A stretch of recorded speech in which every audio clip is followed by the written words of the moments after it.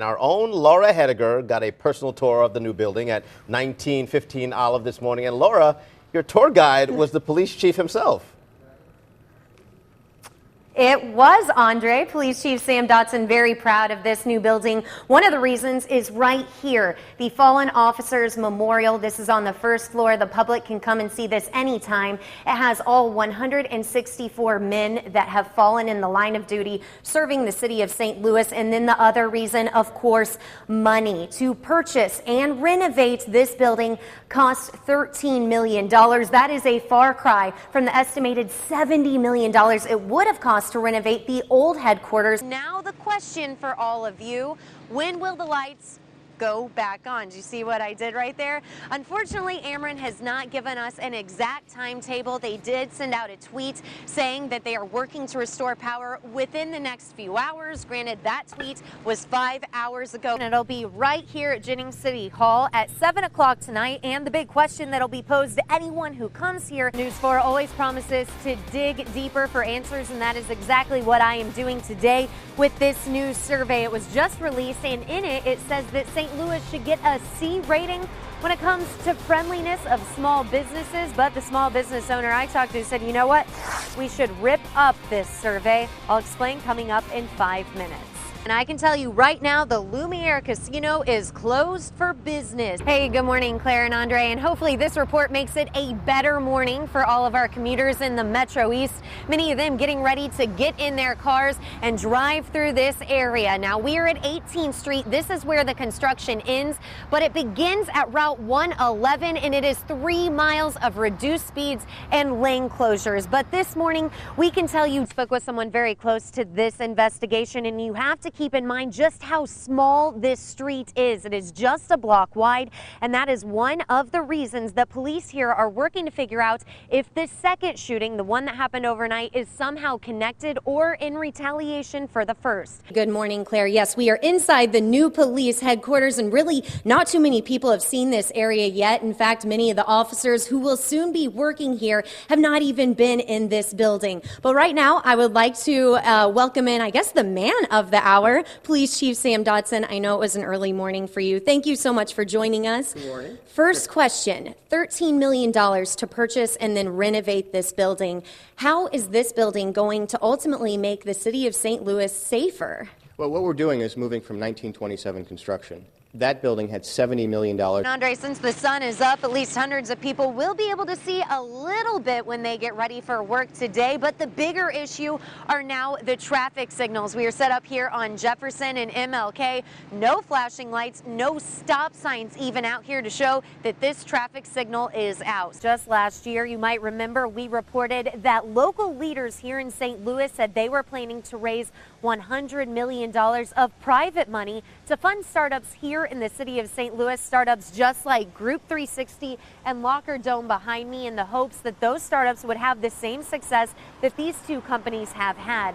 But check it out, there's actually something happening behind me right now. This is a city of St. Louis truck, and it looks like the workers are putting out stop signs. We just saw that man do that on the other side of Jefferson and MLK. Now, good news for all of you, I did just get a tweet back from Ameren, Missouri. Power should be back within the hour. Just spoke with an officer here who tells me this all started as some type of argument inside a home that spilled outside. When police got there, they found a man on a sidewalk who had been stabbed in the throat. Really a terrible scene playing out on West Florissant this morning.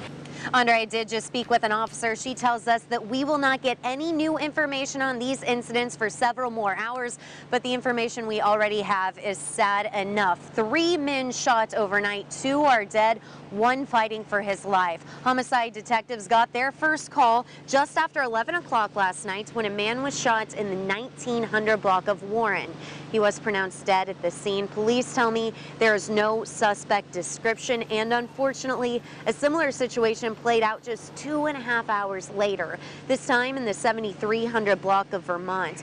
Please tell me a double shooting happened near a vacant building. One man died. The other is in critical condition right now at the hospital. For those of you not familiar with how police report crime statistics to us, they release overall crime stats at the end of every month. Because the month of July is not over yet, we do not have the official numbers for this month, so that is why I spent a long time this morning pouring through some of our old News 4 stories just from the month of July. And by my count, these are the 68th and 69th homicides in the city of St. Louis just this year. By the end of last July, there were 59. We'll have more on these incidents as we get more information. We'll send it back to you guys. It just makes you sick to your stomach to hear those numbers. Laura, thank you for walking us through all of that. When you can expect that work to be completed. The posted speed limit on Interstate 64 is 45, but during the height of the morning commute, traffic is creeping along at just 20 miles an hour. Sometimes it slows down to 10 miles an hour. It doesn't even get to 45. Nicole Alexander slowly drives this part of Interstate 64 from Route 111 to 18th Street every day. And every day she adds up how much time it cost her. At least 33 minutes a day.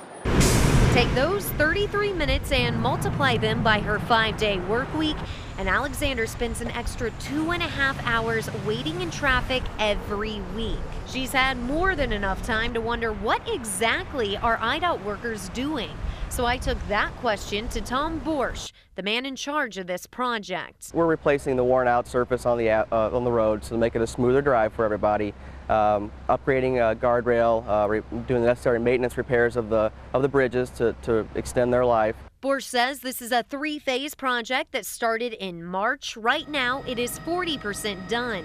While workers are not exactly building anything new, Borsch does promise drivers this. It'll be a smoother ride. It won't be near as bumpy. IDOT officials say this project will be done by October 31st. And then the good news for you Illinois drivers, they say no major projects are slated for this interstate after that. Reporting from Interstate 64, Laura Hettiger, News 4. News 4 always watching out for the local economy. It was a very different situation overnight. News 4's Laura Hettiger has information on a computer glitch that caused chaos at the casino. At night, playing the slots turns into a nightmare for dozens of gamblers here at Lumiere Place Casino, some waiting 5.5 hours for a payout. We're playing the slot machines and it goes wacko. Baloney, a mess, and a madhouse. Those are all words a frustrated Shirlita Phillips uses to describe the gambling glitch here last night. People in there got to go to work. People stressing out. People can't get their money. According to Lumiere officials, here is the timeline. At 7:40 p.m., the IT department realized a system error stopped the computerized slot machines from paying out money. Nearly 4.5 hours later, at 12:05, officials closed the casino floor. A spokesperson says it was at that point IT officials realized the extent of the problem. Phillips says it's that lag time that's the most upsetting, and she says all bets are off on if she rolls the dice at Lumiere Place again. The employees, half of them don't want to talk to you. The gambling commission saying there's nothing they can do about it. They don't want to comp you anything. We got to be patient and wait. Well, we've been waiting 3 and 4 hours. You know, and they steady letting people come on there. And I said, well, why is y'all steady letting people come on here? Because the same thing gonna happen to them. Shut it down. Officials tell me they paid out the final gambler around 5:30 this morning. It took another hour before the floor reopened. Reporting from Lumiere Place, Laura Hettiger, News 4.